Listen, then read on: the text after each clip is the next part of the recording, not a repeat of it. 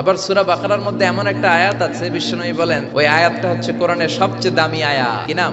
আয়াতুল কুরসি। মান কারা আয়াতুল কুরসি দুবুরা কুল্লি সালাওয়াতিন মাকতুবাহ, প্রত্যেক ফরজ নামাজের পরে যে আয়াতুল কুরসি পড়ে, লাম ইয়ামনাহু মিন দুখুলিল জান্নাতি ইল্লাল মাউত, ওই লোকটা জান্নাতে যাওয়ার ব্যাপারে আর কোনো বাধা থাকে না। বাধা থাকে তার মরণ। লোকটা মরে না, তাই জান্নাতে যায় না, মরলেই জান্নাতি।